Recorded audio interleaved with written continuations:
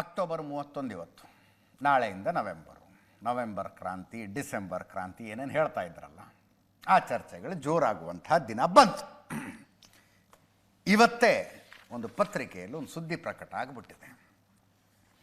November 21 ಇಲ್ಲವೇ 26ಕ್ಕೆ ಮುಖ್ಯಮಂತ್ರಿಯಾಗಿ DKಶಿ ಪದಗ್ರಹಣ ಕ್ವಶ್ಚನ್ ಮಾರ್ಕು, ಪ್ರಶ್ನಾರ್ಥಕ ಚಿಹ್ನೆಯೊಂದಿಗೆ ಈ ವರದಿಯನ್ನು ಪತ್ರಿಕೆಯೊಂದು ಪ್ರಕಟಿಸಿತು. DK ಶಿವಕುಮಾರ್ ಅವರು ಮುಖ್ಯಮಂತ್ರಿ ಆಗೋದಕ್ಕೆ ಅದು ಎಷ್ಟರ ಮಟ್ಟಿಗೆ ತಯಾರಾಗಿಬಿಟ್ಟಿದ್ದಾರೆ ಅಂದರೆ, ಒಳ್ಳೆ ದಿನ ಯಾವುದು ಅಂತ ಜ್ಯೋತಿಷಿಗಳನ್ನು ಕೇಳಲಾಗಿ 21ನೇ ತಾರೀಕು ಒಳ್ಳೆ ದಿನ ಇದೆ, 26ನೇ ತಾರೀಕು ಒಳ್ಳೆ ದಿನ ಇದೆ ಅಂತ ಜ್ಯೋತಿಷಿಗಳು ಹೇಳಿದಾರಂತೆ. ಈ ಪತ್ರಿಕೆಯ ಪ್ರಕಾರ 20ನೇ ತಾರೀಕಿಗೆ ಈ ಸರ್ಕಾರ ಅಸ್ತಿತ್ವಕ್ಕೆ ಬಂದು ಕರೆಕ್ಟಾಗಿ 2.5 ವರ್ಷ ಕಂಪ್ಲೀಟ್ ಆಗುತ್ತೆ. ಅದರ ಮಾರನೇ ದಿವಸನೇ ಪದಗ್ರಹಣಕ್ಕೆ ತಯಾರಾಗಿಬಿಡ್ತಾರ, ಗೊತ್ತಿಲ್ಲ. ಇಂಥದ್ದೊಂದು ವರದಿ ಅಂತೂ ಪ್ರಕಟ ಆಗಿದೆ. 11ನೇ ತಾರೀಕು DK ಶಿವಕುಮಾರ್ ಅವರು ದಿಲ್ಲಿಗೆ ಹೋಗ್ತಾ ಇದ್ದಾರೆ. 14 ತಪ್ಪಿದ್ರೆ 15ನೇ ತಾರೀಕು ಸಿದ್ದರಾಮಯ್ಯನವರು ದಿಲ್ಲಿಗೆ ಹೋಗ್ತಾ ಇದ್ದಾರೆ. ಮೋಸ್ಟ್ ಪ್ರೊಬಾಬ್ಲಿ 20ನೇ ತಾರೀಕು ರಾಹುಲ್ ಗಾಂಧಿಯವರು ಬೆಂಗಳೂರಿಗೆ ಬರ್ತಾರೆ. 21ನೇ ತಾರೀಕು ಪದಗ್ರಹಣ ಸಮಾರಂಭಕ್ಕೆ DK ಶಿವಕುಮಾರ್ ತಯಾರಾಗಿಬಿಟ್ಟಿದ್ದಾರಂತೆ ಈ ಪತ್ರಿಕೆಯ ಪ್ರಕಾರ. ಅದು ತಪ್ಪಿದ್ರೆ 26ನೇ ತಾರೀಖಂತೆ. ಇದರ ಬಗ್ಗೆ ಪ್ರಶ್ನೆ ಕೇಳಲಾಗಿ ಮುಖ್ಯಮಂತ್ರಿಗಳ ಸಿಟ್ಟಿಗೆದ್ರು. 21ನೇ ತಾರೀಕು DK ಶಿವಕುಮಾರ್ ಅವರು CM ಆಗಿಬಿಡ್ತಾರಂತಲ್ಲ ಅಂತ ಕೇಳಿದ್ದಕ್ಕೆ, ನಿನಗೆ ಹೇಳಿದ್ರ ಅಂದರು ಮುಖ್ಯಮಂತ್ರಿಗಳು. ನಿನಗೆ ಹೇಳಿದ್ರೇನಯ್ಯ, ನಿನಗೆ ಹೆಂಗೆ ಗೊತ್ತಾಯಿತು? ಆವಾಗ ಪೇಪರಲ್ಲಿ ಬಂದಿದ್ದು ಸರ್ ಅಂತಾರೆ. ಪತ್ರಿಕೆಯಲ್ಲಿ ಏನು ನೋಡ್ತೀಯ? ಯಾವ ಪತ್ರಿಕೆಯಲ್ಲಿ? ನಾನು ನೋಡದೇ ಇರೋ ಪತ್ರಿಕೆನ? ನಾನು ಎಲ್ಲ ಪತ್ರಿಕೆನೂ ಓದ್ತೀನಿ, ಎಲ್ಲೂ ನೋಡಿಲ್ಲ ಅಂದರು. ಮೈಸೂರು ಮೂಲದ ಪತ್ರಿಕೆಯೇ ಅದು. ಸಿದ್ದರಾಮಯ್ಯನವರ ತವರು ಜಿಲ್ಲೆಯಿಂದ ಹೊರಡುವಂಥ ಪತ್ರಿಕೆಯಲ್ಲೇ ಪ್ರಕಟ ಆಗಿದ್ದು. ಕೇಳಿಸ್ಕೊಳ್ಳಿ ಒಮ್ಮೆ.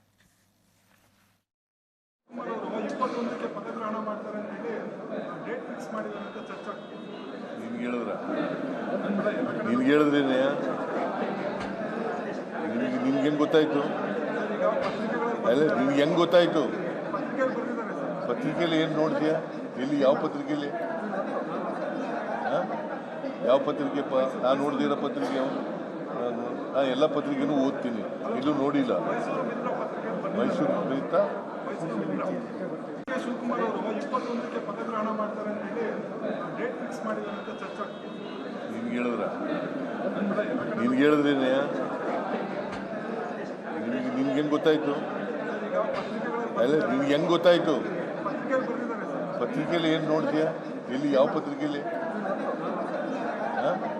ಯಾವ ಪತ್ರಿಕೆಪ್ಪ? ನಾನು ನೋಡ್ದಿರೋ ಪತ್ರಿಕೆ ನಾನು ಎಲ್ಲ ಪತ್ರಿಕೆನೂ ಓದ್ತೀನಿ, ಎಲ್ಲೂ ನೋಡಿಲ್ಲ. ಮೈಸೂರು ಪ್ರೀತ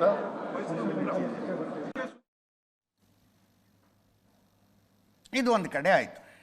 ಇನ್ನೊಂದು ಕಡೆ ಈಗ ರಾಜ್ಯ ರಾಜಕಾರಣದಲ್ಲಿ ಚರ್ಚೆ ಇರೋದೇನು? DK ಶಿವಕುಮಾರ್ ಅವರ ಆಪ್ತರನ್ನು ಕೇಳಿ ನೋಡಿ. ಅವರು ಫಸ್ಟು ಡೆಡ್ಲೈನ್ ಕೊಟ್ಬಿಟ್ರಂತೆ ಹೈಕಮಾಂಡಿಗೆ, ಅಕ್ಟೋಬರ್ 31. ಅದೇನು ಮಾಡ್ತಿರೋ ಗೊತ್ತಿಲ್ಲ, ಅದಾದ ನಂತರ ನಾನು ಮುಖ್ಯಮಂತ್ರಿ ಆಗಬೇಕು ಅಂತ ಹೇಳಿದ್ರಂತೆ.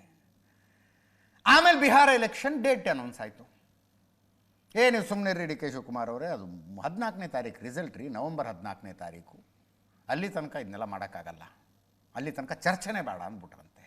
ಅದಕ್ಕೆ DK ಶಿವಕುಮಾರ್ ಅವರು ಒಪ್ಕೊಂಡ್ರಂತೆ. ಆಯ್ತು, ಹಂಗಿದ್ರೆ ಬಿಹಾರ ಎಲೆಕ್ಷನ್ ಒಂದು ಮುಗಿಲಿ ಬಿಡಿ ಅಂದ್ರಂತೆ. ಈ ಡೆಡ್ಲೈನ್ಗಳ ಮಾತು ಬರ್ತಾ ಇದೆ. ಅದರ ಬಗ್ಗೆ ಮಹದೇವಪ್ಪನವರನ್ನ ಕೇಳಲಾಗಿ, HC ಮಹದೇವಪ್ಪನವರನ್ನ ಕೇಳಲಾಗಿ, ಡಾಕ್ಟರ್ HC ಮಹದೇವಪ್ಪನವರನ್ನ ಕೇಳಲಾಗಿ, ಅವರು ಅದೆಲ್ಲ ಅಧ್ಯಕ್ಷರಿಗೆ, ಮುಖ್ಯಮಂತ್ರಿಗಳಿಗೆ, ಹೈಕಮಾಂಡ್ನವ್ರಿಗೆ ಗೊತ್ತಿರೋ ವಿಷಯಪ್ಪ, ನನಗೇನು ಗೊತ್ತಿರುತ್ತೆ ಅಂದರು. ನನಗೇನು ಗೊತ್ತಿರುತ್ತೆ? ದೊಡ್ಡವ್ರ ವಿಷಯ ನನಗೇನು ಗೊತ್ತಾಗುತ್ತೆ ಸರ್ ಅಂತ. ಕೇಳಿಸ್ಕೊಳ್ಳಿ. ಸರ್, ಆಮೇಲೆ ಈಗ DK ಶಿವಕುಮಾರ್ ಅವರೇನೋ ಪವರ್ ಶೇರಿಂಗ್ ವಿಚಾರವಾಗಿ ಡೆಡ್ಲೈನ್ ಕೊಟ್ಟಿದ್ದಾರೆ, ನವೆಂಬರ್ 21 ಮಾಡಬೇಕು ಸರ್. ಅದು ನನಗೇನು ಗೊತ್ತಾರೆ? ದೊಡ್ಡ ವಿಷಯ ನನಗೇನು ಗೊತ್ತಾಗುತ್ತೆ? ಅದು ಚೀಫ್ ಮಿನಿಸ್ಟ್ರು, ನಮ್ಮ ಅಧ್ಯಕ್ಷರು, ಹೈಕಮಾಂಡ್ ಗೊತ್ತಿರೋ ವಿಷಯ.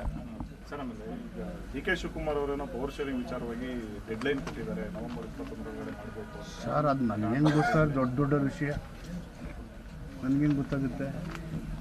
ಅದು ಚೀಫ್ ಮಿನಿಸ್ಟ್ರು, ನಮ್ಮ ಅಧ್ಯಕ್ಷರು, ಹೈಕಮಾಂಡ್ ಗೊತ್ತಿರೋ ವಿಷಯ. ಸರ್, ಆಮೇಲೆ ಈಗ DK ಈ ಮಧ್ಯೆ ಅವರವರ ಪ್ರಯತ್ನಗಳನ್ನು ಅವರವರ ತಂಡದವರು ಮಾಡ್ತಾ ಇದ್ದಾರೆ. DK ಶಿವಕುಮಾರ್ ಅವರು ಮಾತಿಲ್ಲ, ಕಥೆ ಇಲ್ಲ, ದಿಲ್ಲಿಗೆ ಹೋಗ್ತಾರೆ, ಬರ್ತಾರೆ. ಯಾರನ್ನ ಮೀಟ್ ಮಾಡಿದ್ರಿ ಅಂದರೆ ಖಾಸಗಿ ಭೇಟಿ ಅಂತಾರವರು. ಖಾಸಗಿ ಭೇಟಿ. ಇಲ್ಲಿ ಏನಾದ್ರು ಗೊಂದಲಗಳು ಗಲಾಟೆಗಳಾದಾಗ ಹಿಂಗಾಗಿದೆಯಲ್ಲ ಅಂದರೆ ಯಾರಿಗೆ ಹೇಳಬೇಕು, ಯಾವಾಗ ಹೇಳಬೇಕು, ಎಲ್ಲಿ ಹೇಳಬೇಕು ಅವ್ರಿಗೆ ಹೇಳ್ತೀನಿ ಅಂದಿರ್ತಾರವರು.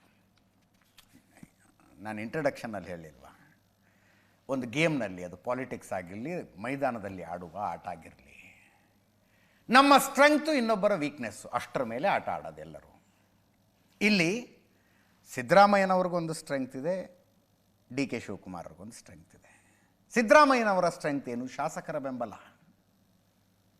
ಯಾರಪ್ಪ ಸಿ ಎಂ ಆಗಬೇಕು ಅಂದರೆ ಕೈ ಎತ್ತೋದಕ್ಕೆ ತುಂಬ ಜನ ಶಾಸಕರು, ಸಿದ್ದರಾಮಯ್ಯನವರ ಪರವಾಗಿ ಕೈ ಎತ್ತೋದಕ್ಕೆ ತುಂಬ ಜನ ಶಾಸಕರಿದ್ದಾರೆ. ಡಿ ಕೆ ಶಿವಕುಮಾರ್ ಸ್ಟ್ರೆಂಗ್ತ್ ಏನು? ಹೈಕಮಾಂಡ್ ಬೆಂಬಲ. ಹೈಕಮಾಂಡ್ ಬೆಂಬಲ. ಅದಕ್ಕೆ ಡಿ ಕೆ ಶಿವಕುಮಾರ್ ಅವರು ನ್ಯೂಸ್ ಆರ್ ಸ್ಪೆಷಲ್ಗೆ ಇದೇ ಸ್ಟುಡಿಯೋದಲ್ಲಿ ಕೂತ್ಕೊಂಡು ಒಂದು ಮಾತು ಹೇಳಿದ್ರು. ಇದೇ ನಮ್ಮ ಹತ್ರ ಅದನ್ನು ಎಷ್ಟು ಪರ್ಫೆಕ್ಟಾಗಿ ಹೇಳಿದ್ರು ಅವರು ಅದನ್ನಂದರೆ, ನಂಬರ್ ಡಸಂಟ್ ಮ್ಯಾಟರ್ ಅಂದರು ಅವರು. ಶಾಸಕರ ಸಂಖ್ಯೆ ಮುಖ್ಯ ಆಗೋದಿಲ್ಲ, ಹೈಕಮಾಂಡ್ ತೀರ್ಮಾನ ಮುಖ್ಯ. ಡಿ ಕೆ ಶಿವಕುಮಾರ್ ತಮ್ಮ ಸ್ಟ್ರೆಂಗ್ತ್ ಬಗ್ಗೆ ಮಾತಾಡಿದ್ರು. ತಮ್ಮ ಸ್ಟ್ರೆಂಗ್ತ್ ಬಗ್ಗೆ ಮಾತಾಡಿದ್ರು ಅವರು. ಕೇಳಿಸ್ಕೊಳ್ಳಿ ಒಮ್ಮೆ. ಕಾಂಗ್ರೆಸ್ ಪಾರ್ಟಿಲಿ ಏನು ಡಿಸಿಷನ್ಸು ಇಲ್ಲೇನೂ ಆಗಲ್ಲ. ಹೌದು, ಎಲ್ಲ ಅಲ್ಲೇ. No decisions will go on numbers. Always the party high command take a decision. ಯಾರು ನಿಲ್ಲಿಡಬೇಕು, ಯಾವಾಗ ಇಡಬೇಕು, ಎಷ್ಟು ದಿನ ಇಡಬೇಕು ಅಂತ ಅವ್ರು ತೀರ್ಮಾನ ಮಾಡ್ತಾರೆ. ನಾನು ಹೆಂಗೆ ಅರ್ಥ ಮಾಡಿ, no decision will go on numbers ಅಂದರೆ ಶಾಸಕರ ಸಂಖ್ಯೆ ಮೇಲೆ ಹೋಗೋದಿಲ್ಲ ಅಂತ? ಆಗಲ್ಲ, ಕಾಂಗ್ರೆಸ್ ಪಾರ್ಟಿಲಿ ಆಗಲ್ಲ. ಯಾವಾಗಲೇ ಆಗಲೇ ಆಗಲ್ಲ. I know the Congress party.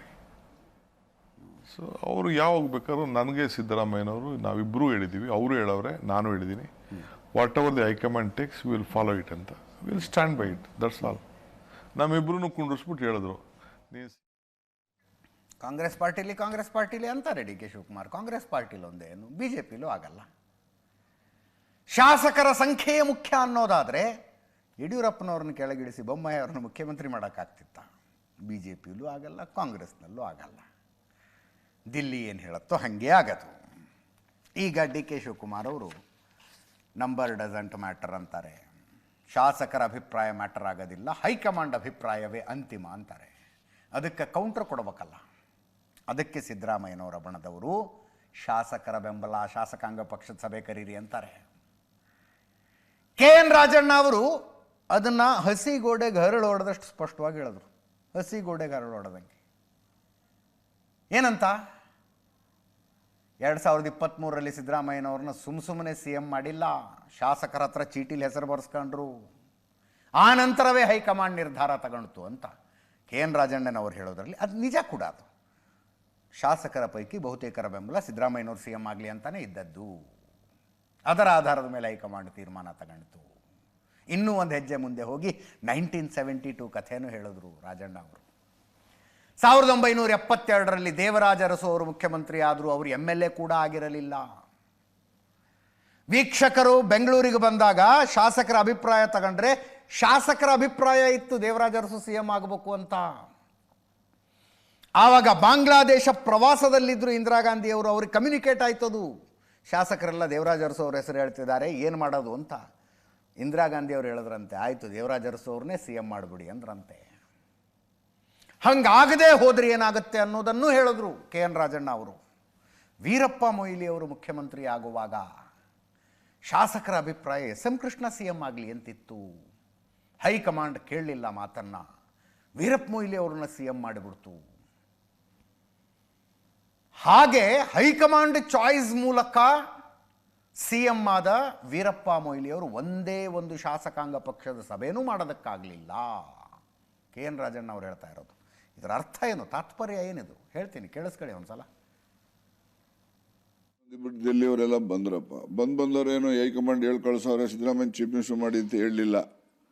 ಎಲ್ಲ ಶಾಸಕರು ತವರನ್ನು ಬರ್ಸ್ಕೊಂಡವ್ರೆ ಚೀಟಿಲಿ ಯಾರ್ಯಾರಿಗೆ ಅಂತ. ಆ ಚೀಟಿಲಿ ಯಾರಿಗೆ ಜಾಸ್ತಿ ಬಂದಿದೆಯೋ ಅವರಿಗೆ ಅವರು ಹೈಕಮಾಂಡ್ ಜೊತೆ ಚರ್ಚೆ ಮಾಡಿ ಅವ್ರ ನಾಯಕ ಅಂತ ಮಾಡಿದ್ದಾರೆ ಹೊರತು ಬಂದು AICCನವರೆಗೆ ಬಂದಿದ್ದೇನೆ ನಾನು ಇಂಥವ್ ನಾಯಕ, ಸಿದ್ದರಾಮಯ್ಯ ನಾಯಕ, ಇವ್ರ ನಾಯಕ ಅಂತ ಹೇಳಿಲ್ಲ. ಅವರೆಲ್ಲ ಮಾಡಿದ್ದು ಪ್ರೋಸೆಸ್ ಏನು, ಯಾರು ಶಾಸಕರ ಅಭಿಪ್ರಾಯ ತೆಗೆದು ಅದು ಅಭಿಪ್ರಾಯದಂತೆ ಆ ಅಭಿಪ್ರಾಯವನ್ನು ಕೇಂದ್ರದಲ್ಲಿರ್ತಕ್ಕಂಥ ಮುಖಂಡರ ಗಮನಕ್ಕೆ ತಂದು ಅವರೆಲ್ಲರ ಒಪ್ಪಿಗೆ ಮೇಲೆ ಅವರು ಚುನಾಯಿತ ನಾಯಕ, ಗೊತ್ತಾಯ್ತಾ, ನಾಮಿನೇಟೆಡ್ ಅಲ್ಲ ಅವರು. ಅದರಿಂದ ಮುಂದೆನೂ ಕೂಡ ಏನೇ ಪ್ರಕ್ರಿಯೆ ನಡೀಬೇಕಾದ್ರೂ ಚುನಾವಣೆ ಮೂಲಕನೇ ನಡೀಬೇಕು. 72ರಲ್ಲಿ ದೇವರಾಜ ಅರಸು ಮೆಂಬರೇ ಅಲ್ಲ, ಅಸೆಂಬ್ಲಿ ಮೆಂಬರೇ ಅಲ್ಲ. ಅವಾಗ ಉಮಾಶಂಕರ್ ದೀಕ್ಷಿತ್ ಅಂತ ಅಬ್ಸರ್ವರ್ ಆಗಿ ಬಂದಿದ್ದರು. ಆಗ ಅವರು MLAಗಳನ್ನ ಕೇಳಿದ್ರು. MLAಗಳು ಎಲ್ಲರೂ ದೇವರಾಜ ಅರಸು ಮುಖ್ಯಮಂತ್ರಿ ಆಗಬೇಕು ಅಂತ ಹೇಳಿದ್ರು. ಆಗ ಇಂದಿರಾ ಗಾಂಧಿ ಬಾಂಗ್ಲಾದೇಶದಲ್ಲಿದ್ದರು ಆ ಪರ್ಟಿಕ್ಯುಲರ್ ಡೇ.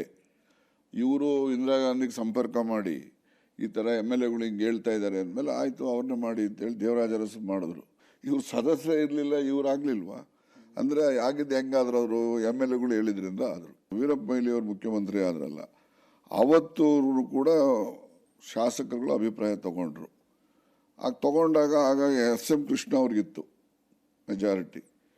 ಆದರೂ ಕೂಡ ಈ ಕರುಣಾಕರನ್ನು ವೀರಪ್ಪ ಮೊಯ್ಲಿ ಅವ್ರನ್ನ ಮಾಡಬೇಕು ಅಂತೇಳಿ ಹೈಕಮಾಂಡ್ ಪ್ರಭಾವ ಬೀರಿ ಲಕೋಟೆನೆಲ್ಲ ಅವ್ರ ಹೆಸರು ಕಳಿಸಿದ್ರು. ಲೀಡ್ರ್ ಆದರೂ ಚೀಫ್ ಮಿನಿಸ್ಟರ್ ಒಂದು CLP ಮಾಡೋಕ್ಕಾಗಲಿಲ್ಲ ಅವರು. ನಾನು ಹೇಳಿದ್ದು MLAಗಳು ಸಪೋರ್ಟ್ ಇದ್ದರೆ ಹೆಂಗೆ, ಇಲ್ಲದೇ ಇದ್ರೆ ಹೆಂಗೆ ಅಂತಕ್ಕಂಥದ್ದಕ್ಕೆ ವ್ಯತ್ಯಾಸ ನಮ್ಮ ಕಣ್ಮುಂದೆ ಇರೋ ಇತಿಹಾಸ ಹೇಳಿದೆ ಅಷ್ಟೇ, ಹೊಸದೇನಲ್ಲ ಅದು. ಮುಂದಿನ ದಿನಗಳಲ್ಲಿ ಸಿದ್ದರಾಮಯ್ಯ ಬಣ ತೆಗೆದುಕೊಳ್ಳಬಹುದಾದ ಸ್ಟ್ಯಾಂಡನ್ನು KN ರಾಜಣ್ಣ ಅವರು ಹೇಳಿದ್ರು. ಕರೀರಿ ಶಾಸಕರನ್ನು, ಕೇಳ್ರಿ ಶಾಸಕರ ಅಭಿಪ್ರಾಯವನ್ನು ಅನ್ನುವ ನಿಲುವಿಗೆ ಬರ್ತಾರೆ. ನಾಳೆ ದಿವಸ ಹೈಕಮಾಂಡು ಸಿದ್ದರಾಮಯ್ಯನವ್ರನ್ನ ಕರೆದು ದಿಲ್ಲಿಗೆ ಕರೆದು ಅವ್ರಿಗೇನೋ ಹೇಳಿ ಅದೆಲ್ಲ ಆದಮೇಲೆ ಇದು ಆಗೋದಲ್ಲ. ಈಗಿಂದಾನೇ ಶುರು ಮಾಡ್ತಾರೆ, ಈಗಿಂದಾನೇ ಶುರುವಾಗ್ಬಿಡುತ್ತೆ. ಶಾಸಕರ ಸಂಖ್ಯೆ ನೋಡಿ, ಶಾಸಕರ ಅಭಿಪ್ರಾಯ ಕೇಳಿ ಕೇಳಿ ಕೇಳಿ ಅಂತ. ಈ ಮಧ್ಯದಲ್ಲಿ ಅದು ಸ್ಟ್ರಾಟಜಿ. ಇನ್ನೊಂದು ಸ್ಟ್ರಾಟಜಿ ಡಾಕ್ಟರ್ ಯತೀಂದ್ರ ಅವರು ಉರುಳಿಸಿದ ದಾಳ. ಸತೀಶ್ ಜಾರಕಿಹೊಳಿ ಉತ್ತರಾಧಿಕಾರಿ, ದಲಿತ CM ಯಾಕಾಗಬಾರ್ದು? ದಲಿತ ಸಂಘಟನೆಗಳವರು ಒಂದು ಸಭೆ ಮಾಡಿ 4 ಆಪ್ಷನ್ ಕೊಟ್ಟರು ಕಾಂಗ್ರೆಸ್ ಹೈಕಮಾಂಡ್ಗೆ. ಖರ್ಗೆ ಅವರು, ಅದರಲ್ಲಿ ಮಲ್ಲಿಕಾರ್ಜುನ್ ಖರ್ಗೆನ ಪ್ರಿಯಾಂಕ್ ಖರ್ಗೆನ ಅನ್ನೋದೊಂದು ಇರಲಿಲ್ಲ. ಖರ್ಗೆ ಅವರು CM ಆಗಬೇಕು, HC ಮಹದೇವಪ್ಪ, ಸತೀಶ್ ಜಾರಕಿಹೊಳಿ ಅಥವಾ ಡಾಕ್ಟರ್ ಪರಮೇಶ್ವರ್, 4 ಜನರ ಪೈಕಿ ಒಬ್ಬರು CM ಆಗಲಿ. DK ಶಿವಕುಮಾರ್ ಬೇಕಿದ್ರೆ 2028ರಲ್ಲಾಗಲಿ. ಈಗ ಸಿದ್ದರಾಮಯ್ಯನವರೇ ಮುಂದುವರೆದ್ರು ಒಳ್ಳೆಯದು, ಅವ್ರನ್ನ ಕೆಳಗಿಳಿಸ್ತೀರಿ ಅನ್ನೋದಾದ್ರೆ ದಲಿತರೊಬ್ಬರು CM ಆಗಲಿ ಅಂತ. ಮುಖ್ಯಮಂತ್ರಿ ರೇಸ್ನಲ್ಲಿ ತುಂಬ ಜನರನ್ನು ಕ್ರಿಯೇಟ್ ಮಾಡೋದಿತ್ತು. ಅದರ ಭಾಗವಾಗಿ ದಲಿತ ಶಕ್ತಿಯನ್ನು ತೋರಿಸೋದಕ್ಕೆ ನವೆಂಬರ್ನಲ್ಲಿ ಒಂದು ಸಮಾವೇಶ ಮಾಡೋದು ಅಂತಾಗಿತ್ತು. HC ಮಹದೇವಪ್ಪನವರು, ಡಾಕ್ಟರ್ ಪರಮೇಶ್ವರು ಸೇರ್ಕೊಂಡು ದಲಿತರನ್ನೆಲ್ಲ ಸೇರಿಸಿ ಒಂದು ದೊಡ್ಡ ಸಮಾವೇಶ ಮಾಡೋದು, ಆ ಮೂಲಕ ದಲಿತರ ಸ್ಟ್ರೆಂಗ್ತನ್ನು ಹೈಕಮಾಂಡಿಗೆ ತೋರಿಸೋದು ಅಂತ ನಿರ್ಧಾರ ಆಗಿತ್ತು.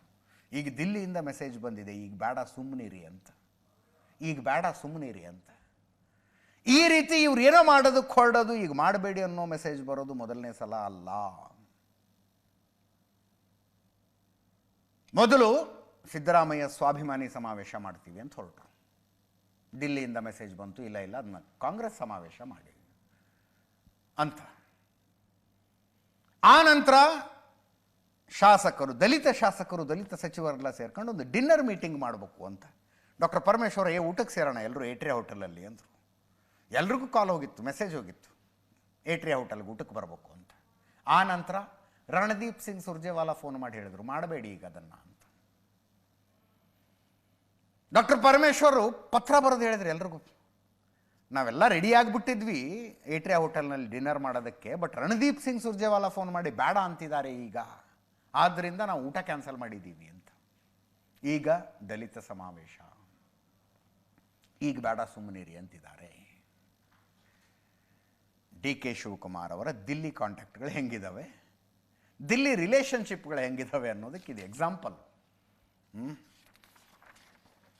ಅದರ ಬಗ್ಗೆ ಮಹದೇವಪ್ಪನವರು ಮಾತಾಡಿದ್ದಾರೆ, ಪ್ರಿಯಾಂಕ್ ಖರ್ಗೆ ಅವರು ಮಾತಾಡಿದ್ದಾರೆ. ಅಂದರೆ ಇದ್ರ ಬಗ್ಗೆನೇ ಅಲ್ಲ, ದಲಿತ ಸಮಾವೇಶವನ್ನು ಹೈಕಮಾಂಡು ನಿಲ್ಲಿಸಿದೆಯಂತೆ ಅದರ ಬಗ್ಗೆ ಅಲ್ಲ, ಒಟ್ಟಾರೆಯಾಗಿ ಕೇಳಿಸ್ಕೊಳ್ಳಿ.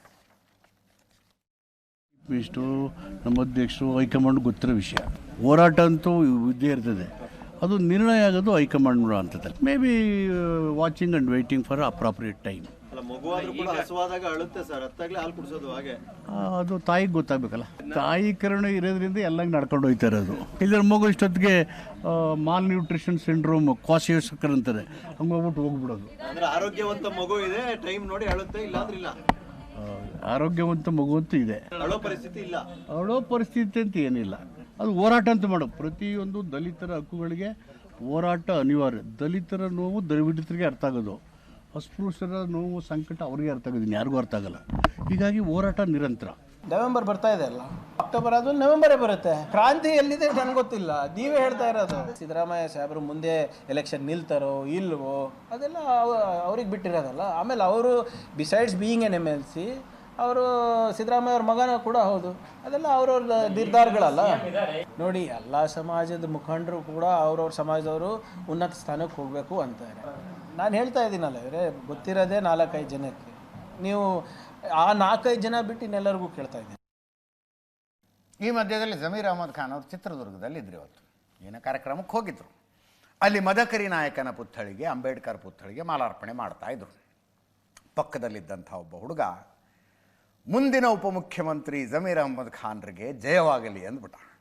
ಮುಂದಿನ ಉಪಮುಖ್ಯಮಂತ್ರಿ ಜಮೀರ್ ಅಹಮದ್ ಖಾನ್ರಿಗೆ ಜಯವಾಗಲಿ, ಮುಂದಿನ DCM ಜಮೀರ್ ಅಹಮದ್ ಖಾನ್ರಿಗೆ ಜಯವಾಗಲಿ ಅಂತ. ನೋಡಿ, ಅಂದರೆ ಈ ರೀತಿಯ ವಿಷಯಗಳನ್ನು ಹೆಂಗೆ ತಗೊಳ್ಬೇಕು ಅನ್ನೋ ವಿಷಯದಲ್ಲಿ ಲೀಡರ್ಸ್ಗಳಿಗೆ ಮಧ್ಯದಲ್ಲಿ ವ್ಯತ್ಯಾಸ ಹೆಂಗಿರುತ್ತೆ ಅಂತ.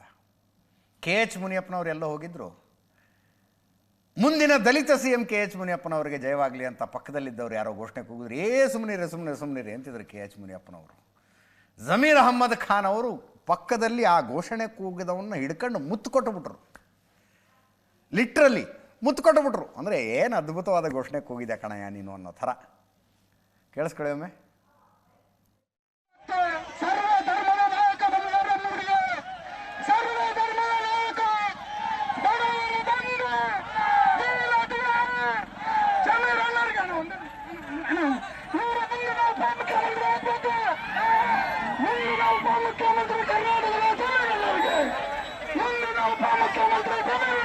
ಇವತ್ತು ಸರ್ವ ಧರ್ಮದ ನಾಯಕ ಬದಲಾವಣೆಗೆ ಸರ್ವ ಧರ್ಮದ ನಾಯಕ ಬಡವರು ಬಂದು ಜಮೀರ್ ಎಲ್ಲರಿಗೆ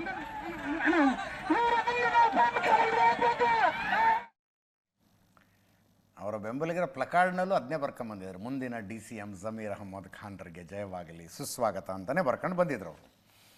ಇದೇ Zameer Ahmed Khan staunch follower of Siddaramaiah. ಅದನ್ನೇನು ಬಿಡಿಸಿ ಹೇಳಲೇಬೇಕಾಗಿಲ್ಲ. ಯಾವ ಅಧಿಕಾರ ಬದಲಾವಣೆಯೂ ಇಲ್ಲ, ಏನೂ ಇಲ್ಲ, ಯಾವ ಕ್ರಾಂತಿನೂ ಇಲ್ಲ, ಇನ್ನೊಂದು ಇಲ್ಲ ಅಂದರು.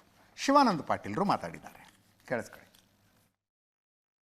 ಏನೇನು ಕ್ರಾಂತಿ ಇಲ್ಲ, BJP ಅವ್ರು ಊಹೆ ಮಾಡ್ತಾ ಇದ್ದಾರೆ. ಆ ಥರ ನಮ್ಮ ಪಕ್ಷದಲ್ಲಿ ಏನೂ ಇಲ್ಲ. ಅವ್ರ ಪಕ್ಷದಲ್ಲಿ ನೋಡ್ಕೊಳ್ಳಿ ಕೇಳ್ರಿ, 3-4 ಗುಂಪಾಗಿದೆ. ಈಗ 3 ಗುಂಪಾಗಿತ್ತು, ಈಗ ನನ್ನ ಕೇಳ್ಪಟ್ಟೆ 5 ಗುಂಪಾಗಿದೆ ಅಂತ ಅವ್ರ ಪಕ್ಷದಲ್ಲಿ ಸರಿಪಡಿಸೋಕೆ ಹೇಳಿ. ನಮ್ಮಲ್ಲಿ ಯಾವ ಗುಂಪು ಇಲ್ಲ, ಏನೂ ಇಲ್ಲ. 2028 5 ವರ್ಷ ಮಾನ್ಯ ಸಿದ್ದರಾಮಯ್ಯ ಅವರು ಮುಖ್ಯಮಂತ್ರಿ ಆಗಿರ್ತಾರೆ. ಮುಖ್ಯಮಂತ್ರಿ ಕುರ್ಚಿ ಖಾಲಿ ಇಲ್ಲ. ಸಚಿವ ಸಂಪುಟ ಪುನರಚನೆ ಅದು ಹೈಕಮಾಂಡ್ ತೀರ್ಮಾನ ಮಾಡಬೇಕಾಗಿರೋದು. ಚಿಂತನೆ ನಡೀತಾ ಇದೆ, ಅದು ತೀರ್ಮಾನ ಮಾಡಬೇಕಾಗಿರೋದು ಹೈಕಮಾಂಡ್. ನಾನು ಜನತಾದಳದಿಂದ ಬಂದಿರೋದು. DK ಶಿವಕುಮಾರ್ ಇದೆಯಲ್ಲ, ಬ್ಲಡ್ಡೇ ಕಾಂಗ್ರೆಸ್. ಬ್ಲಡ್ ಬದಲಾವಣೆ ಮಾಡೋಕ್ಕಾಗಲ್ಲ, ಆ ಬ್ಲಡ್ಡಲ್ಲೇ ಕಾಂಗ್ರೆಸ್ ಬಂದುಬಿಟ್ಟಿದೆ. ಅದು ಅವ್ರಿಗೂ ಮುಖ್ಯಮಂತ್ರಿ ಆಗಬೇಕಂತ, DK ಶಿವಕುಮಾರ್ಗೂ ಮುಖ್ಯಮಂತ್ರಿ ಆಗಬೇಕಂತ ಆಸೆ ಇರೋದು ಸಹಜ. ಅದು ನಾವು ಸಿದ್ದರಾಮಯ್ಯ ಆದಮೇಲೆ ಮನೆ DK ಶಿವಕುಮಾರ್ ಅವರು ಮುಖ್ಯಮಂತ್ರಿ ಆಗ್ತಾರೆ ನಾವು ಬಯಸ್ತೀವಿ. ನಾವು ಯಾವಾಗ 28ವರೆಗೂ ಕುರ್ಚಿ ಖಾಲಿ ಇಲ್ಲ. ಕುರ್ಚಿನೂ ಒಳಗಾಡಿಲ್ಲ, ಎಲ್ಲಿ ಒಳಗಾಡಿಲ್ಲ. 2.5 ವರ್ಷ ಆಯ್ತು ಒಳಗಾಡಿಲ್ಲ. ಮುಂದೆ ಇನ್ನೂ 2.5 ವರ್ಷ ಒಳಗಾಡಂಗಿಲ್ಲ. ಅದು ಕಾಂಗ್ರೆಸ್ ಸರ್. ಈಗ ನಾಳೆ ದೆಹಲಿಗೆ ಎದ್ಕೊಂಡ್ರೆ ಸರ್ CM ಯಾರು ಬೇಕಾದವ್ರು ಹೋಗ್ತಾರೆ. ನಮ್ಮಲ್ಲಿ ಹೈಕಮಾಂಡ್ ಇರೋದೇ ದೆಹಲಿಯಿಂದ. ಶಾಸಕರು ಹೋಗ್ತಾರೆ, ಸಚಿವರು ಹೋಗ್ತಾರೆ. ಯಾಕೆ ಹೋದ್ರಂದ್ರೆ ನಮ್ಮ ಕಾರ್ಯಕರ್ತರು ಹೋಗ್ತಾರೆ. ಒಂದು ಸಣ್ಣ ಸುದ್ದಿ ಸ್ಟೇಟ್ ಪಾಲಿಟಿಕ್ಸಿಗೆ ಸಂಬಂಧಪಟ್ಟಂದು, ಅದಾದಮೇಲೆ ಬೇರೆ ಸುದ್ದಿಗಳಿಗೆ ಹೋಗ್ಬಿಡೋಣ. ಸಿದ್ದರಾಮಯ್ಯನವರು ಒಂದು ವಾರದ ಹಿಂದೆ ಬೆಂಗಳೂರಿನಲ್ಲಿ ರಸ್ತೆ ಗುಂಡಿಗಳನ್ನು ಮುಚ್ಚೋದಕ್ಕೊಂದು ಡೆಡ್ ಲೈನ್ ಕೊಟ್ಟಿದ್ರು. ಇನ್ನೊಂದು ವಾರದಲ್ಲಿ ಮುಚ್ಚಬೇಕು ಅಂತ. ಅವತ್ತೇ ಡೇಟ್ ಮಾರ್ಕ್ ಮಾಡ್ಕೊಂಡಿದ್ರು ಎಲ್ಲರೂ. ಅಕ್ಟೋಬರ್ 31ಕ್ಕೆ ಎಲ್ಲ ಗುಂಡಿಗಳನ್ನು ಮುಚ್ಚಿಬಿಡ್ತಾರೆ ಹಾಗಿದ್ರೆ ಅಂತ. ಎಲ್ಲಿ ಮುಚ್ಚಿದ್ದಾರೆ? ಓದಲ್ಲಿ ಬಂದಲ್ಲಿ ಇದ್ದಾವೆ. ಪತ್ರಕರ್ತರು ಇವತ್ತು ಪ್ರಶ್ನೆ ಕೇಳಿದ್ರು, ಏನು ಸರ್, ಒಂದು ವಾರದ ಡೆಡ್ಲೈನ್ ಕೊಟ್ಟಿದ್ರಿ, ಅಕ್ಟೋಬರ್ 31, ಇವತ್ತಿಗೆ ಮುಗೀತು ಡೆಡ್ಲೈನು, ಗುಂಡಿಗಳನ್ನು ಮುಚ್ಚೇ ಇಲ್ಲ ಅಂದರೆ ಆಸ್ಕ್ DK ಶಿವಕುಮಾರ್ ಅಂದರು. ಆಸ್ಕ್ DK ಶಿವಕುಮಾರ್, DK ಶಿವಕುಮಾರ್ನ ಕೇಳಿ ಅಂತ. ಕೇಳಿಸ್ಕೊಳ್ಳಿ. ನಾನು ಹೇಳಿದೆ, ಈಗ ತಾನೇ ಮಾತಾಡ್ತಾ ಇದ್ದೆ ಅಧಿಕಾರಿಗಳ ಜೊತೆಯಲ್ಲಿ, ಈ ಮಹೇಶ್ವರ ರಾವ್ ಮತ್ತು ತುಷಾರ್ ಇವ್ರ ಜೊತೆ ಮಾತಾಡ್ತಾ ಇದ್ದೆ. ಇನ್ನೊಂದು ವಾರದಲ್ಲಿ ಗುಂಡಿಗಳನ್ನು ಮುಚ್ಚಲೇಬೇಕು, ವಾರದಲ್ಲಿ ಮುಚ್ಚಲೇಬೇಕು.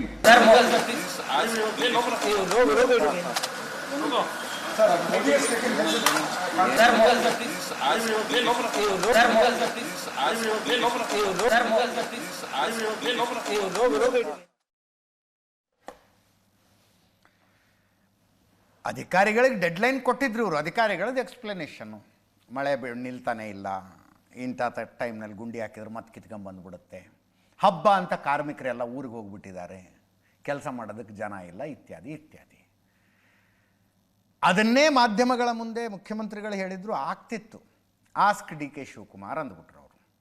ಮುಖ್ಯಮಂತ್ರಿಗಳಿಗೇನು, ಬೆಂಗಳೂರು ಉಸ್ತುವಾರಿ ಡಿ ಕೆ ಶಿವಕುಮಾರ್ ಅವರು ಉಪಮುಖ್ಯಮಂತ್ರಿಗಳು ಕೂಡ, ಬೆಂಗಳೂರು ಇನ್ಚಾರ್ಜ್ ಮಿನಿಸ್ಟ್ರು, ಅವ್ರನ್ನೇ ಕೇಳ್ಕೊಳ್ರಿ ಅಂದಿದ್ದಾರೆ.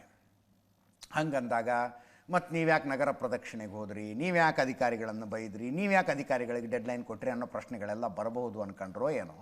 ಆಸ್ಕ್ ಡಿ ಕೆ ಶಿವಕುಮಾರ್ ಅಂತೇಳಿ ಹೋಗ್ಬಿಟ್ರು ಒಳಗೆ. ಬಿ ಜೆ ಪಿಯವರು ಏನು ಮುಖ್ಯಮಂತ್ರಿಗಳೇ ರಾಜೀನಾಮೆ ಕೊಟ್ಟೇ ಬಿಟ್ಟಿದ್ದೀರಾ ಈಗಲೇ ಅಂತ ಕೇಳ್ತಿದ್ದಾರೆ. ಅಕ್ಟೋಬರ್ 31 ಬೆಂಗಳೂರಿನ ಎಲ್ಲ ರಸ್ತೆ ಗುಂಡಿಗಳನ್ನು ಮುಚ್ಚಿ ಎಂದು ಡೆಡ್ಲೈನ್ ನೀಡಿದ್ದ ಸಿಎಂ ಸಿದ್ದರಾಮಯ್ಯ ಅವರಿಗೆ ಈಗ ಡೆಡ್ಲೈನ್ ಮುಗೀತಲ್ವಾ ಅಂತ ಕೇಳಿದ್ರೆ please ask D K Shivakumar ಎನ್ನುತ್ತಿದ್ದಾರೆ. ಅಲ್ಲಿಗೆ ನವೆಂಬರ್ಗೂ ಮುನ್ನವೇ ಸಿದ್ದರಾಮಯ್ಯ ತಮ್ಮ ಸ್ಥಾನಕ್ಕೆ ರಾಜೀನಾಮೆ ನೀಡಿದ್ದಾರಾ ಎಂಬ ಪ್ರಶ್ನೆ ಸಹಜವಾಗಿ ಎಲ್ಲರಲ್ಲಿ ಉದ್ಭವಿಸಿದೆ. ಕರ್ನಾಟಕ ಕಾಂಗ್ರೆಸ್ ದಯವಿಟ್ಟು ಇದಕ್ಕೆ ಉತ್ತರಿಸಿ ಅಂತ ಟ್ವೀಟ್, ಸ್ಟೇಟ್ ಬಿಜೆಪಿ ಅಧಿಕೃತ ಟ್ವಿಟರ್ ಹ್ಯಾಂಡಲ್ನಿಂದ. ಉಕ್ಕಿನ ಮನುಷ್ಯ, ಭಾರತದ ಏಕೀಕರಣದ ರೂವಾರಿ, ಸರ್ದಾರ್ ವಲ್ಲಭಭಾಯಿ ಪಟೇಲರ 150ನೇ ಜನ್ಮದಿನ. 150 ವರ್ಷ ಆಗಿತ್ತು ಇವತ್ತು ಅವರು ಹುಟ್ಟಿ. ಪ್ರಧಾನಿ ನರೇಂದ್ರ ಮೋದಿ ಅವರು ಕೇವಾಡಿಯಲ್ಲಿದ್ದರು. ಕೇವಾಡಿ ಗುಜರಾತ್ನಲ್ಲಿ ಒಂದು ಸರೋವರದ ಈ ಡ್ಯಾಮಿನ ದಂಡೆಯಲ್ಲಿ 182 ಮೀಟರ್ ಎತ್ತರದ ಸರ್ದಾರ್ ವಲ್ಲಭಭಾಯಿ ಪಟೇಲರ ಪ್ರತಿಮೆಯನ್ನು ಮಾಡಿದ್ದಾರೆ. ಪ್ರಪಂಚದಲ್ಲೇ ಅತ್ಯಂತ ಎತ್ತರದ ಪ್ರತಿಮೆ ಅದು. ನರೇಂದ್ರ ಮೋದಿ ಅವರ ವಿಶೇಷ ಮುತುವರ್ಜಿಯಿಂದ ಆ ಪ್ರತಿಮೆ ತಯಾರಾಗಿದೆ. ಅಲ್ಲಿ 150ನೇ ಜನ್ಮದಿನವನ್ನು ಅವರು ಆಚರಿಸಿದ್ರು. ಏಕತೆಯ ಪ್ರತಿಜ್ಞಾವಿಧಿಯನ್ನು ಬೋಧಿಸಿದರು. 150 ರೂಪಾಯಿಯ ಕಾಯಿನ್ ಬಿಡುಗಡೆ ಮಾಡಿದ್ರು. ಎಲ್ಲ ಕಾರ್ಯಕ್ರಮಗಳಾಯಿತು. ಆ ಕಾರ್ಯಕ್ರಮದಲ್ಲಿ ಮಾತಾಡ್ತಾ ದೇಶದ ಏಕೀಕರಣಕ್ಕೆ ಸರ್ದಾರ್ ವಲ್ಲಭಭಾಯಿ ಪಟೇಲರ ಕೊಡುಗೆ ಹೆಂಗಿತ್ತು ಅನ್ನೋದನ್ನು ನರೇಂದ್ರ ಮೋದಿ ಅವರು ಪ್ರಸ್ತಾಪಿಸಿದ್ರು. ಅವ್ರು ಹೇಳ್ತಾರೆ, ಇಂದಿನ ಯುವ ಪೀಳಿಗೆಯಲ್ಲಿ ಅನೇಕರಿಗೆ ತಿಳಿದಿಲ್ಲದೆ ಇರಬಹುದು ಪಟೇಲ್ ಏನು ಮಾಡಿದ್ರು ಅಂತ. ಸರ್ದಾರ್ ಪಟೇಲ್ ಅವರು ಇತರ ಪ್ರಜಾಪ್ರಭುತ್ವ ರಾಜ್ಯವನ್ನು ವಿಲೀನಗೊಳಿಸಿದ್ರು. ಅದೇ ರೀತಿ ಕಾಶ್ಮೀರವನ್ನು ಒಂದುಗೂಡಿಸಬೇಕು ಅಂತ ಬಯಸಿದ್ರು. ಆದರೆ ನೆಹರೂಜಿ ಅವರ ಆಸೆಯನ್ನು ಪೂರ್ಣಗೊಳಿಸೋದಕ್ಕೆ ಬಿಡಲಿಲ್ಲ. ಕಾಶ್ಮೀರಕ್ಕೆ ಪ್ರತ್ಯೇಕ ಸಂವಿಧಾನ, ಅದನ್ನು ಬೇರೆ ಧ್ವಜದೊಂದಿಗೆ ವಿಭಜಿಸಲಾಯಿತು. ಕಾಶ್ಮೀರದ ಬಗ್ಗೆ ಕಾಂಗ್ರೆಸ್ ಮಾಡಿದ ತಪ್ಪಿನ ಬೆಂಕಿಯಲ್ಲಿ ದೇಶ ಸುಟ್ಟೋಯಿತು. ಕಾಂಗ್ರೆಸ್ನ ದುರ್ಬಲ ನೀತಿಗಳಿಂದಾಗಿ ಕಾಶ್ಮೀರದ ಒಂದು ಭಾಗ ಪಾಕಿಸ್ತಾನದ ಆಕ್ರಮಣಕ್ಕೊಳಗಾಯಿತು. ಪಾಕಿಸ್ತಾನ ಭಯೋತ್ಪಾದನೆಯನ್ನು ಪೋಷಿಸಿತು, ರಾಜ್ಯ ಪ್ರಾಯೋಜಿತ ಭಯೋತ್ಪಾದನೆಯನ್ನು ನಡೆಸಿತು. ಅದಕ್ಕೆ ಕಾಶ್ಮೀರ ದೊಡ್ಡ ಬೆಲೆಯನ್ನು ತೆರಬೇಕಾಯಿತು. ಕಾಂಗ್ರೆಸ್ ಇನ್ನೂ ತನಕ ಭಯೋತ್ಪಾದನೆಯ ಮುಂದೆ ತಲೆಬಾಗಿಸ್ತಾನೇ ಇರುತ್ತೆ. ಕಾಂಗ್ರೆಸ್ಸಿನ ಸರ್ದಾರ್ ಪಟೇಲರ ದೃಷ್ಟಿಕೋನವನ್ನು ನಾವು ಮರೆತಿಲ್ಲ ಅಂದರು. ನಾವು ಮರೆತಿಲ್ಲ ಅಂಥೇಳಿ ಆರ್ಟಿಕಲ್ 370 ಅಬ್ರಾಗೇಟ್ ಮಾಡುವ ಮೂಲಕ ಕಾಶ್ಮೀರವನ್ನು ಭಾರತದೊಳಗೆ ನಿಜವಾದ ಅರ್ಥದಲ್ಲಿ ವಿಲೀನಗೊಳಿಸಿಕೊಂಡಿದ್ದು ಅದು ಇದೆಲ್ಲ ಮಾತಾಡೋದು. ಕೇಳಿಸ್ಕೊಳ್ಳಿ. आज की युवा पीढ़ी में बहुत से लोगों को पता नहीं होगा, सरदार साहब चाहते थे जैसे उन्होंने बाकी रियासतों का विलय किया, वैसे ही पूरे कश्मीर का विलय हो.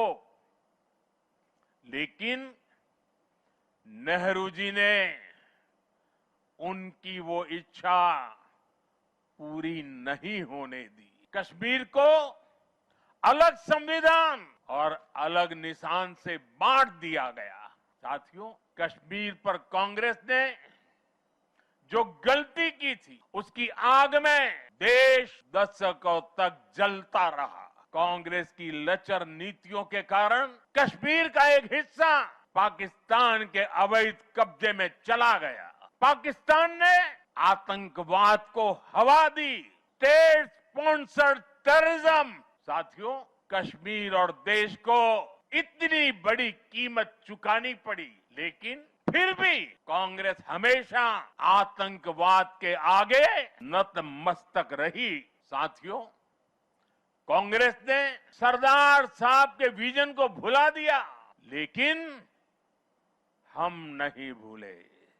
आज कश्मीर आर्टिकल 370 की जंजीरों को तोड़कर पूरी तरह मुख्य धारा से जुड़ चुका है। आज पाकिस्तान और आतंक के आकाओं को भी पता चला है कि भारत की असली ताकत क्या है। ऑपरेशन सिंदूर में पूरी दुनिया ने देखा है, आज अगर कोई भारत पर आंख उठाता है तो भारत घर में घुसकर मारता है।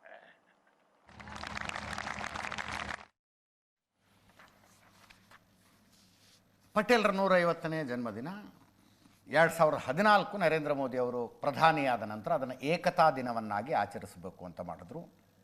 ಇವತ್ತು ಸರ್ದಾರ್ ವಲ್ಲಭಭಾಯಿ ಪಟೇಲ್ರ ಕುಟುಂಬಸ್ಥರನ್ನು ಭೇಟಿಯಾದರು. ಏಕತಾ ದಿನವನ್ನಾಗಿ ಆಚರಿಸಬೇಕು ಅಂದರೆ ಎಲ್ಲರೂ ಆಚರಿಸಬೇಕು ಅಂತ ಅರ್ಥ ಅದನ್ನು. ಇದೇ ಸಂದರ್ಭದಲ್ಲಿ ಉತ್ತರ ಪ್ರದೇಶದ ಮಾಜಿ ಮುಖ್ಯಮಂತ್ರಿ ಅಖಿಲೇಶ್ ಯಾದವ್ ಅವರು ಮಾತಾಡಿದ್ರು. ಅವರು ಬೇರೆ ಒಂದು ಲಾಜಿಕ್ ಇಡ್ತಾರೆ. ಸರ್ದಾರ್ ಪಟೇಲ್ ದೇಶಕ್ಕೆ ದೊಡ್ಡ ಕೊಡುಗೆ ಕೊಟ್ಟಿದ್ದಾರೆ.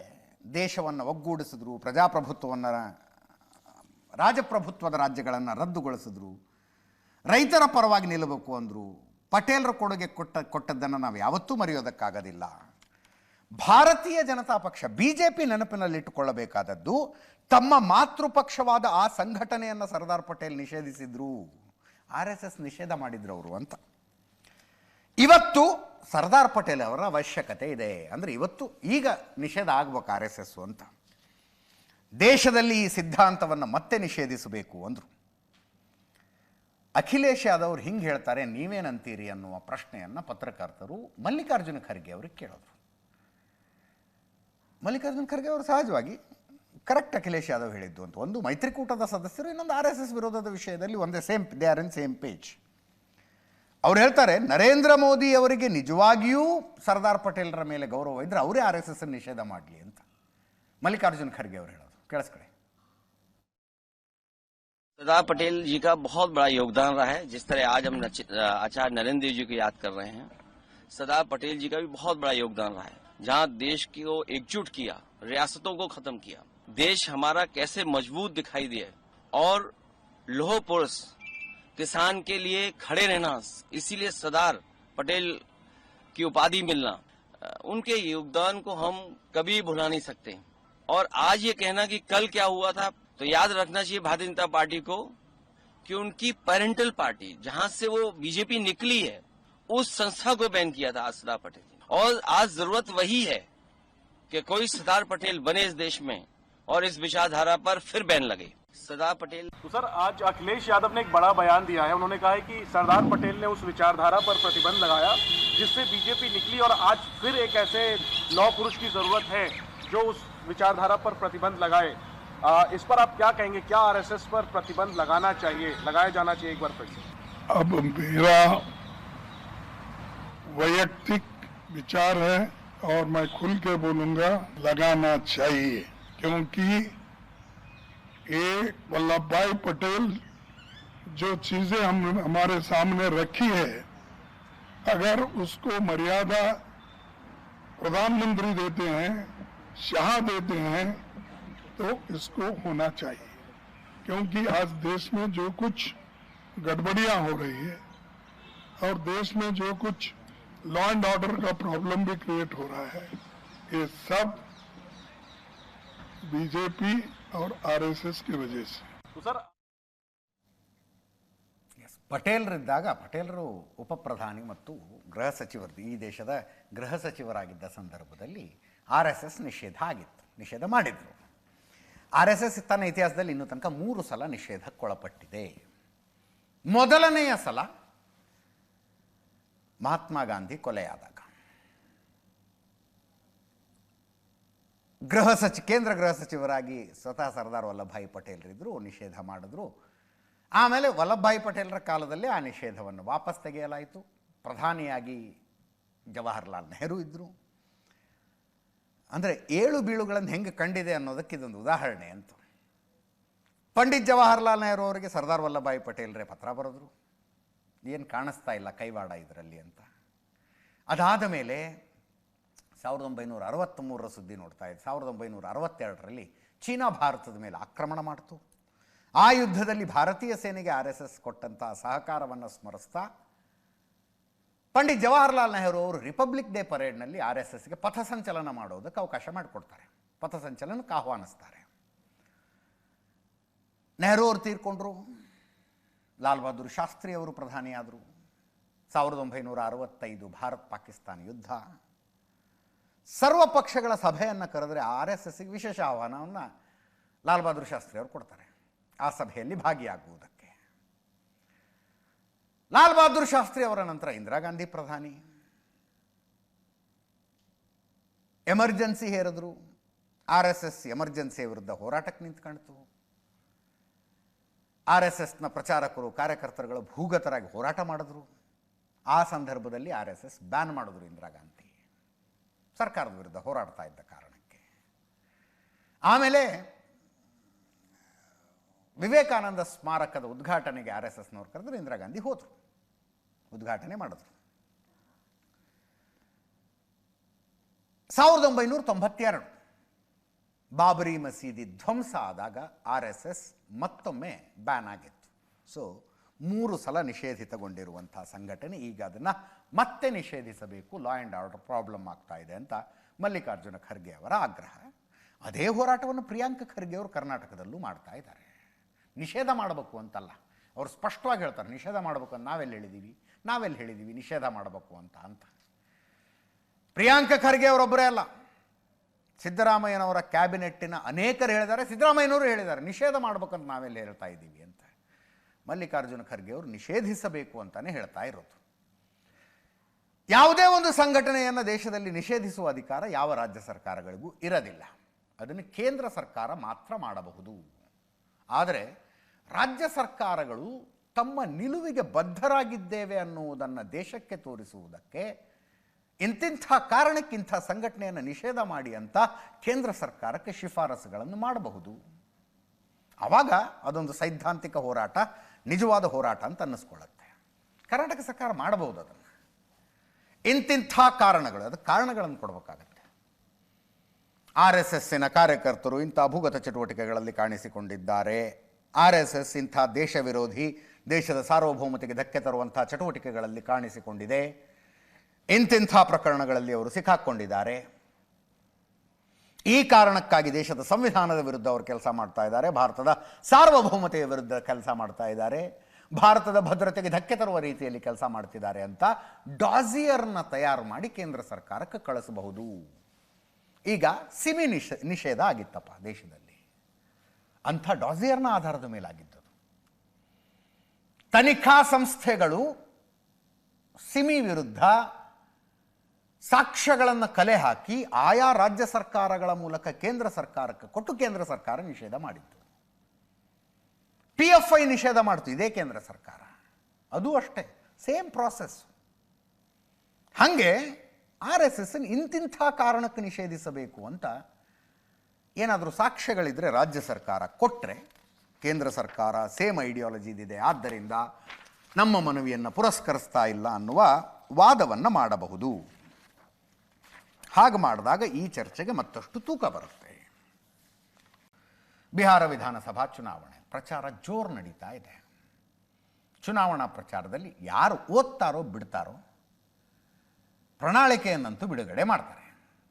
ಆದರೆ ಪ್ರಣಾಳಿಕೆಗಳಿಗೆ ಇತ್ತೀಚೆಗೆ ತುಂಬ ಮಹತ್ವ ಬಂದಿರೋದು ಗ್ಯಾರಂಟಿ ಕೊಡುಗೆಗಳ ಕಾರಣಕ್ಕೆ, ಗ್ಯಾರಂಟಿ ಘೋಷಣೆಗಳ ಕಾರಣಕ್ಕೆ. ಅವ್ರೇನು ಕೊಡ್ತಾರಂತೆ ಇವ್ರೇನು ಕೊಡ್ತಾರಂತೆ ಅಂತ. ಮುಂಚೆ ಪ್ರಣಾಳಿಕೆಗಳು ಬಹಳ ಬೋರಿಂಗ್ ಇರ್ತಿದ್ವು. ಈಗ ಹಂಗಲ್ಲ. ಮಹಾಗಠಬಂಧನ್ ಅವರು ಪ್ರಣಾಳಿಕೆ ಬಿಡುಗಡೆ ಮಾಡಿದ್ರು. ನೀವು ನೋಡಬೇಕು ಅವರ ಪ್ರಣಾಳಿಕೆಯನ್ನು, ಇವ್ರದ್ದು ನೋಡೋ ಹಾಗೆ ಇದೆ, ಮತ್ತೆ ಯಾರೇನು ಕಡಿಮೆ ಇಲ್ಲ. ಒಂದೊಂದು ಕುಟುಂಬಕ್ಕೂ ಒಂದೊಂದು ಸರ್ಕಾರಿ ನೌಕರಿ ಅಂತೂ ಮಹಾಗಠಬಂಧನ್.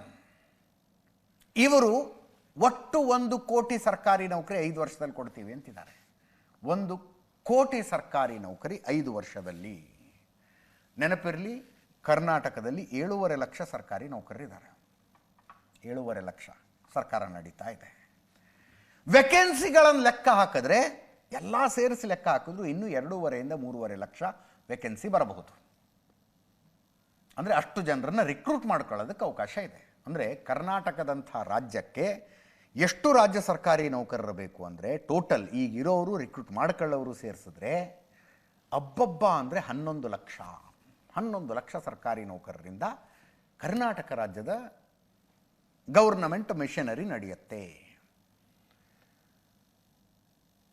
ಮಹಾಗಠಬಂಧನ್ ಹೇಳ್ತಾ ಇದೆ ಮನೆಗೊಂದು ಸರ್ಕಾರಿ ನೌಕರಿ ಕೊಡ್ತೀವಿ ಅಂತ. NDA ಹೇಳ್ತಾ ಇದೆ, ಅರ್ಥಾತ್ BJPಯನ್ನು ಒಳಗೊಂಡಂಥ ಮೈತ್ರಿ ಹೇಳ್ತಾ ಇದೆ 1 ಕೋಟಿ ಸರ್ಕಾರಿ ನೌಕರಿಯನ್ನು 5 ವರ್ಷದಲ್ಲಿ ಕೊಡ್ತೀವಿ ಅಂತ. ಎಲ್ಲೆಲ್ಲಿ ಯಾವ್ಯಾವ ಕೆಲಸಕ್ಕೆ ಹಚ್ತೀರಿ ಅವ್ರನ್ನ ಅವರೇ ಎಕ್ಸ್ಪ್ಲೇನ್ ಮಾಡ್ಬೇಕದನ್ನ. ಅಂದರೆ ಇದು ಆಗಬಹುದಾದಂಥ ಆಶ್ವಾಸನೆಯ ನೆರವೇರಬಹುದಾದಂಥ ಆಶ್ವಾಸನೆ ಅನ್ನೋದರ ಲೆಕ್ಕ ನೀವು ಹಾಕ್ಕೊಳ್ಳಿ. ಜೀವಿಕಾ ದೀದೀಸ್ ತಿಂಗಳಿಗೆ 30,000 ಸಂಬಳ ಕೊಡ್ತೀವಿ ಅಂತ ಮಹಾಗಠಬಂಧನ್ನ ಘೋಷಣೆ. ಜೀವಿಕಾ ದೀದೀಸ್ ಅಂದರೆ ಈ ನಮ್ಮಲ್ಲಿ ಆಶಾ ಕಾರ್ಯಕರ್ತೆಯರಿದ್ದಾರಲ್ಲ ಅದಕ್ಕೆ ಇಕ್ವಿವ್ಯಾಲೆಂಟ್ ಅಂತ ನಾನು ಅನ್ಕೋತೀನಿ, ಇರಬಹುದು ಬಹುಶಃ. ಆಶಾ ಕಾರ್ಯಕರ್ತೆಯರ ರೀತಿಯಲ್ಲಿ ತಿಂಗಳಿಗೆ 30,000 ಸಂಬಳ ಕೊಡ್ತಾರಂಥವ್ರಿಗೆ ಮಹಾಗಠಬಂಧನ್ ಅಧಿಕಾರಕ್ಕೆ ಬಂದರೆ. ಇವರು ಕಿಸಾನ್ ಸಮ್ಮಾನ್ ಯೋಜನೆ ಅಡಿಯಲ್ಲಿ 6,000ದಿಂದ ಅಂದರೆ 6,000 ರೂಪಾಯಿ ಸ್ಟೇಟ್ ಗೌರ್ಮೆಂಟ್ನ ಕಾಂಟ್ರಿಬ್ಯೂಷನ್ ಇತ್ತು. ಈಗ ಆ ಕಾಂಟ್ರಿಬ್ಯೂಷನ್ನ 9,000ಕ್ಕೆ ಏರಿಸ್ತಾರಂತೆ.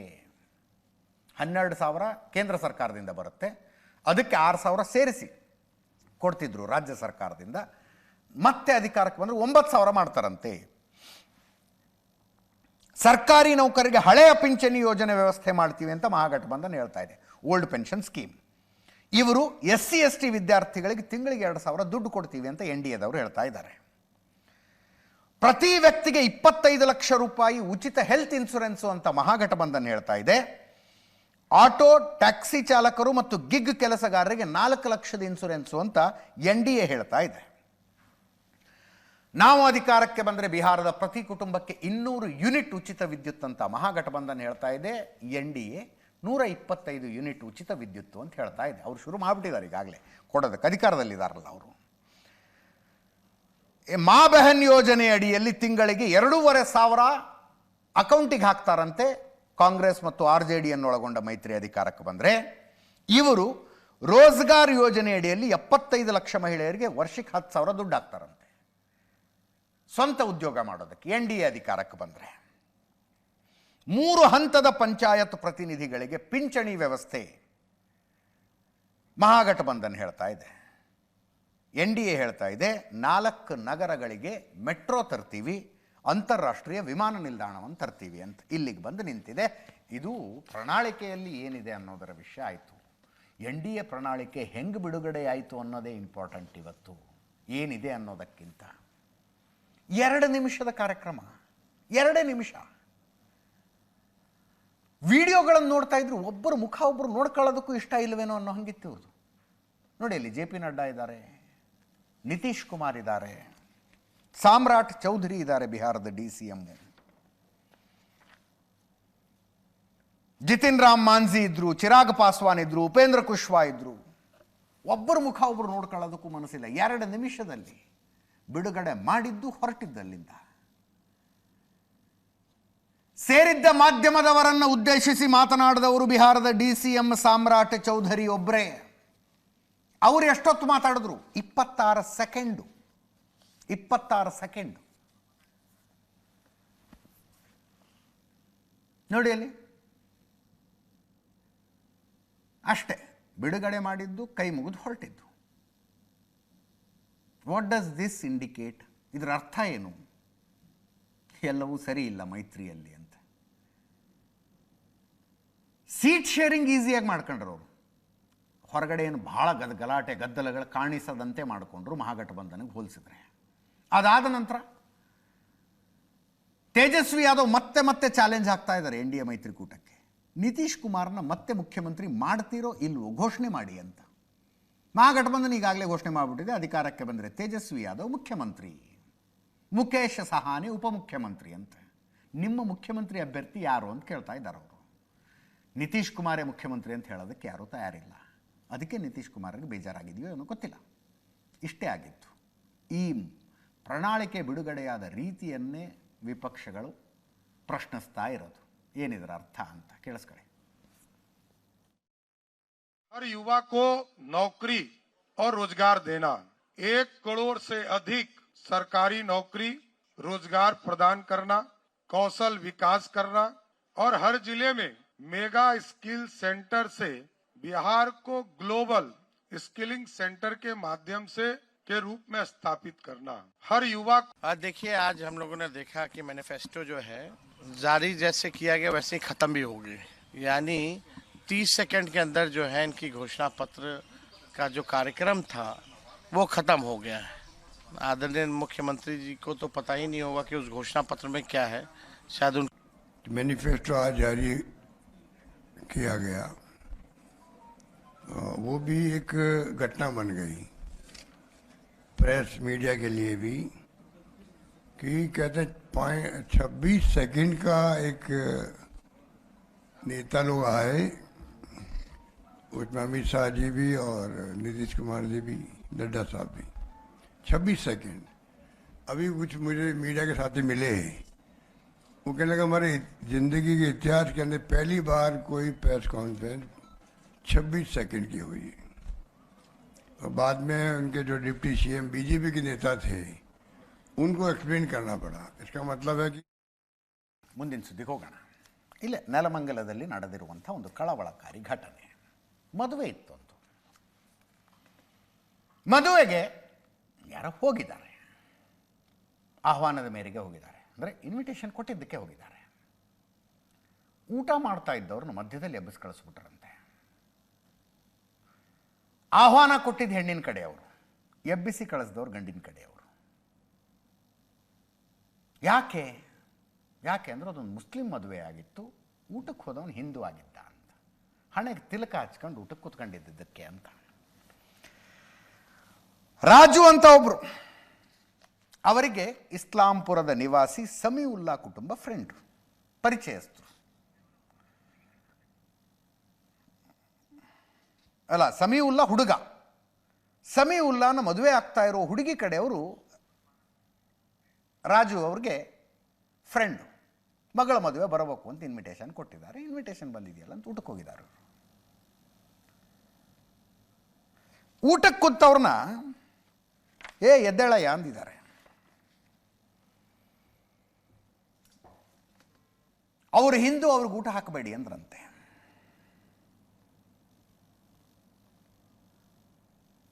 ನೋಡಿ, ಇದೇ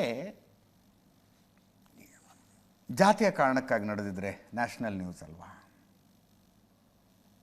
ಮೇಲ್ವರ್ಗದವರ ಮದುವೆಯಲ್ಲಿ ದಲಿತರನ್ನ ಎಬ್ಬಿಸಿ ಕಳಿಸಲಾದರೆ ನ್ಯಾಷನಲ್ ನ್ಯೂಸ್ ಅಲ್ವಾ? ಕೇಳಿಸ್ಕೊಳ್ಳಿ, ಅದು ಒಂದು ಸಲ ಆಡಿಯೋ ಕೇಳಿಸ್ಕೊಳ್ಳಿ.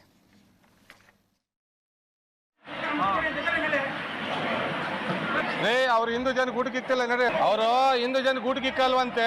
ಮಾಡಬಾರ್ದ್ರಿ ಸಾಹೇಬ್ರೆ, ಹಂಗೆಲ್ಲ ಮಾಡಬಾರ್ದು. ಉಣ್ಣ ಕೂತಾಗ ಎಬ್ಬರಿಸಬಾರ್ದು. ಅಧರ್ಮ. ನೀವು ಮಾಡ್ತಿರೋ ತಪ್ಪು. ಮುಂಚೆನೆ ನೀನು ಅಲ್ಲಿ ಗೇಟಲ್ಲಿ ನಿಂತ್ಕೋಬೇಕು. ಅನ್ನ ಕಿತ್ಕೋಬಾರ್ದು. ಅದು ಲಾಸ್ಟಿಗೆ ನಿನ್ಗೆ ಅದು ಕಡೆ ಆಗುತ್ತೆ. ಅರ್ಥ ಮಾಡ್ಕೋ. ಯಾರು ಬಂದಿರ್ತಾರೋ ಏನ್ ಬಂದಿರ್ತಾರೋ ಅರ್ಥ ಮಾಡ್ಕೋ. ನಮ್ಮನೇಲಿ ಇರ್ಬೇಕು. ನೀವು ಆಕಾರಿಗೆ ಯಾರೋ ಊಟ ಕೂತಿದ್ದಾನೆ, ಕುಂಕುಮ ಇಟ್ಕೊಂಡ್ರೆ ಅದಕ್ಕೆ ಎಬ್ಬರಿಸಿ ಕಳಿಸ್ತಾರೆ ಅವರು, ಲೆಕ್ಕ ಹಾಕೊಟ್ಟು. ನಾವು ನಿಮ್ಮ ಅಂತವ್ರು ಇರ್ತಾನೆ. ಇಲ್ಲಿಂದ ನಾನು 3 ಜನ ಎಬ್ಬರಿಸಿದ್ದಾರೆ. ಹೆಣ್ಣಿನ ಕಡೆ ಹುಡುಗ ಪಾಪ, ಹುಡುಗಂದೇ ತಪ್ಪೈತೆ. ಊಟಕ್ಕೆ ಕರೆದಿದ್ದ, ಅವನೇನು ಎಬ್ಬರಿಸಿ ಕಳಿಸಿಲ್ವಲ್ಲ ಸಮಯ. ನನಗೆ ಆ ಹುಡುಗ ಏನು ಎಬ್ಬರಿಸಿ ಕಳಿಸಿಲ್ಲ. ಎಬ್ಬರಿಸೋರು ಗಂಡವ್ರ ಅಪ್ಪ ಅಂತ ಸಮಯ. ಊಟಕ್ಕೆ ಋಣ ಇದ್ದವ್ರು ಊಟ ಮಾಡ್ತಾರೆ, ಹೇಳಿದವರೇ ಮದುವೆಗೆ ಹೋಗಲ್ಲ, ಇದಕ್ಕೆ ಹೋಗಲ್ಲ. ಆದ್ರೂ ನಮ್ಮ ಜನದಲ್ಲಿ ಯಾರೇ ಕುತ್ಕೊಳ್ಳಿ ನಾವು ಎಬ್ಬರಿಸಿ ಕಳಿಸಲ್ವಲ್ಲ ಸಮಯ. ಯಾರ್ಯಾರ್ದು ಅನದ್ರೋಣ ಆಯ್ತಾ ಅವ್ರು ತಿಂತಾರೆ ಅಷ್ಟೇ. ಹಣೆ ಮೇಲೆ ಕುಂಕುಮ ಇದ್ದ ತಕ್ಷಣ ಎಬ್ಬಿಸಿ ಕಳಿಸ್ತೀರಿ ಅಂತಂದ್ರೆ ಪಹಲ್ಗಾಮ್ಗೆ ಮತ್ತು ನೆಲಮಂಗಲ ಘಟನೆಗೆ ಏನೇನೋ ವ್ಯತ್ಯಾಸ ಇಲ್ಲ. ಇದು 100 ಕೋಟಿ ಹಿಂದೂಗಳು ಪಾಠ ಕಲಿಬೇಕು. ಇವತ್ತು ನೆಲಮಂಗಲ್ದು ಸೇಮ್. ಧರ್ಮ ಕೇಳಿ ವ್ಯಾಪಾರ ಮಾಡಬೇಕು. ನೀನು ಹಿಂದೂ ಇದೆಯಾ ಅಂತ ಹೇಳಿ ವ್ಯಾಪಾರ ಮಾಡಬೇಕು. ನೀನು ಹಿಂದೂ ಇದೆಯಾ ಅಂತ ಹೇಳಿ ವ್ಯವಹಾರ ಮಾಡಬೇಕು. ನೀನು ಹಿಂದೂ ಇದೆಯಾ ಅಂತ ಹೇಳಿ ಕಾಂಟ್ರಾಕ್ಟ್ ಕೊಡಬೇಕು. ಅದು ಬಿಟ್ಟು ನಾವು ಮತ್ತೆ ಮತ್ತೆ ಮತ್ತೆ ಎಡುತ್ತಾ ಇರುವಂತಹ ಪ್ರಕ್ರಿಯೆ ನೋಡಿದರೆ ನೆಲಮಂಗಲದ ರೀತಿ ಇನ್ನೂ ಅನೇಕ ಘಟನೆಗಳು ಮುಂದೆ ಕೂಡ ಆಗ್ತವೆ ಅಂತನ್ನುವಂಥದ್ದು ಹಿಂದೂಗಳಿಗೆ ಒಂದು ಎಚ್ಚರಿಕೆ ಅಂತನ್ನುವಂಥ. ಇವತ್ತಿನ ನ್ಯೂಸ್ ಅವರು ಮುಗಿಸ್ತಾ ಇದ್ದೀನಿ. ನೇರ ದಿಟ್ಟ ನಿರಂತರ ಸುದ್ದಿಗಾಗಿ ನೋಡ್ತಾ ಇರಿ ಏಷ್ಯಾನೆಟ್ ಸುವರ್ಣ ನ್ಯೂಸ್.